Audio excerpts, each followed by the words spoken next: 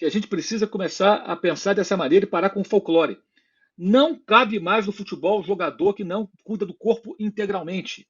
Ontem o torcedor ficou pensando muito nisso, né, Mauro? Benfica, talvez o Flamengo se classificaria. Seria uma outra história e um outro confronto de oitavas, né? Mas não teve esse jogo, né? Então acho que tem que tirar o quê? Lições dessa experiência que o Flamengo teve de enfrentar uma equipe muito melhor que a Benfica, de primeiro escalão do futebol europeu, e o que que isso pode trazer de aprendizado. Até escrevi ontem sobre isso na rede social. O Felipe Luiz, muita gente falou sobre isso, né? Que ele é da geração do Company, do técnico belga do time alemão. O Felipe vai fazer 40 anos agora em 9 de agosto. O Company só vai fazer 40 anos em 10 de abril, ele é um pouco mais jovem. Só que o Company vai completar agora, em agosto, nada menos que 5 anos como técnico de time profissional. E o Felipe vai completar um ano em outubro. O Company é mais experiente e me pareceu claramente que ontem o Felipe teve lições que um técnico inexperiente ainda vai ter. Eu achei ele bem abatido na coletiva, mas assim muito ciente de que ele ontem aprendeu algumas coisas.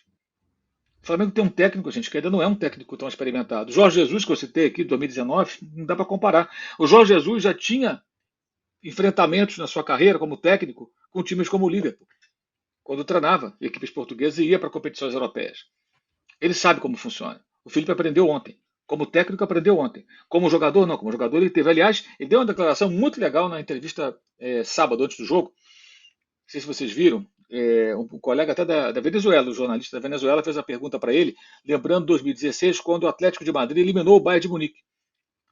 E ele falou: sim, nós eliminamos. A gente ganhou de 1-0 em casa, perdemos fora, mas fizemos o gol fora. Era o gol fora, valia como critério de desempate, nos classificamos. Eu me lembro desse jogo. Falei: foi o maior banho de bola que eu já tomei. Falou mais ou menos isso. E explicou que era o Bayern do Guardiola. Ele falou que a sensação que ele tinha é que o Bayern tinha mais jogadores e o campo era maior. Porque ele se sentiu desconfortável em campo com a imposição do adversário. Só que o Atlético do Simeone segurou ali o placar e conseguiu se classificar. Aquelas coisas do Atlético do Simeone, né? Mas assim, eu achei muito importante isso, porque tem gente que ainda acha que o Felipe tem influência do Simeone. Ele pode até ter em momentos de jogo que ele precisa atuar de uma outra forma. Mas não é essa a inspiração dele, não é essa a linha dele. Pelo contrário. Você vê que num jogo que a defesa do Simeone foi elogiada por conseguir sustentar o placar que a gente precisava para classificar, o que mais o impactou, e ele falou isso, que isso ele passou a partir daquele momento a estudar mais e a pensar mais nessa parte, nessas questões do jogo, foi o que o adversário fez, mesmo tendo eliminado, pela imposição. Ele falou: o meu objetivo é tentar fazer com que os adversários do meu time fiquem desconfortáveis como eu fiquei naquele jogo. Como que diz? Esse é o meu desafio. Foi assim que eu entendi, tentando simplificar o que ele falou. Achei muito legal essa declaração dele. Muito legal. Porque, cara, foge completamente do. Né? Porque normalmente a gente está ouvindo gente falar assim: não, se o Flamengo jogasse por uma bola, a gente não ia resolver nada. Primeiro que não sabe jogar assim. Ia ser amassado do mesmo jeito, ia ficar rifando bola em cima. O Botafogo aguentou outra situação, gente. Outra situação. Outra situação. Aí alguém vai lembrar, não, porque eu pergunto, quando foi que um time brasileiro jogando por uma bola, um confronto desse, obteve êxito?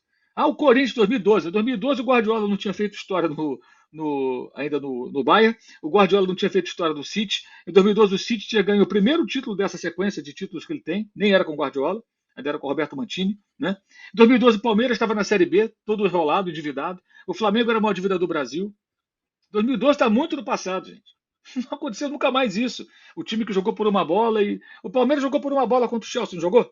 Naquele Mundial? Perdeu. Na prorrogação, mas perdeu. O Flamengo foi pro jogo. Mais franco, com o Liverpool. Perdeu também na prorrogação, mas perdeu. Porque é difícil. E esses dois jogos, cada um de uma maneira, os dois conseguiram ainda competir. Ontem não teve competição. Eu fiz um texto no meu blog no intervalo do jogo.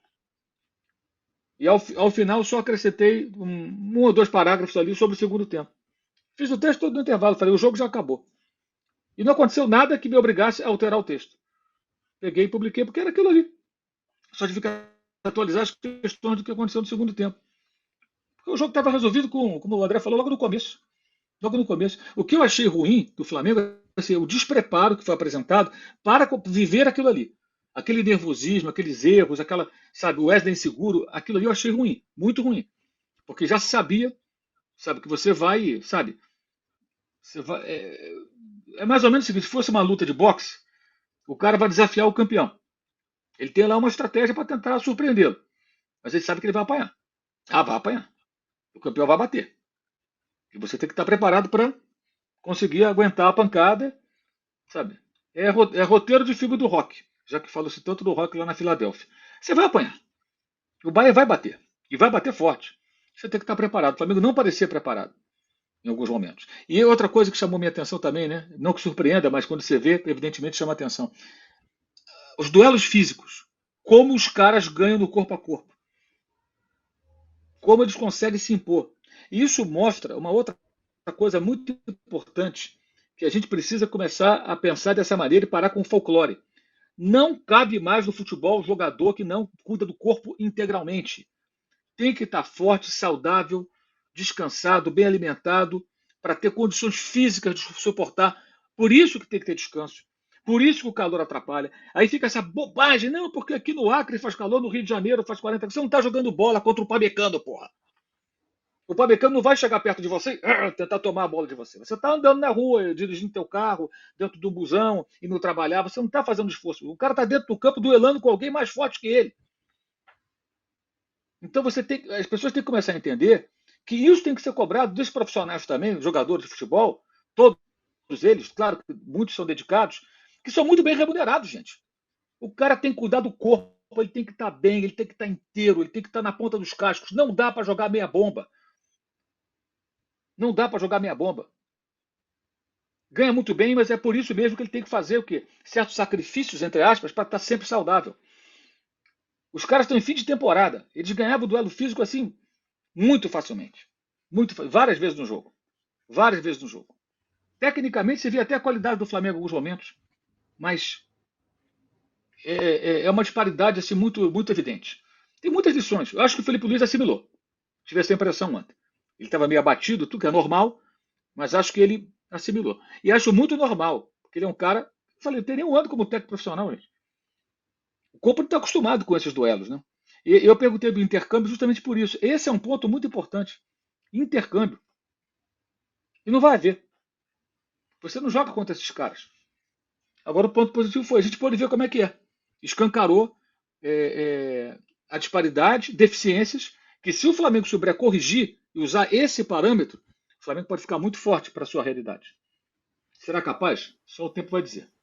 Chegou o maior clube de vantagens do YouTube. Clube de vantagens da S1 Live. Por apenas R$ 9,90 por mês, você entra pro nosso time e começa a concorrer toda a segunda-feira uma camisa oficial de sua escolha. E tem mais, toda semana rola o bolão da rodada e o vencedor leva R$500 no Pix. Isso mesmo, até 2 mil por mês em prêmios só no bolão. E não para por aí. Os 10 primeiros colocados do bolão também ganham prêmios incríveis toda semana. São muitas vantagens. Assinantes do Clube de Vantagens não paga mais superchat nas lives. Você pode aparecer ao vivo nos nossos programas. É isso mesmo, você que é assinante também poderá enviar perguntas em vídeos pelo nosso app. Conheça Rewards, o plano de recompensa do nosso Clube de Vantagens. Acumule pontos e conquiste muitos prêmios. Participando ativamente, indicando amigos e familiares. Prêmios e vantagens que só a S1 Live oferece. Um clube de verdade para torcedores apaixonados.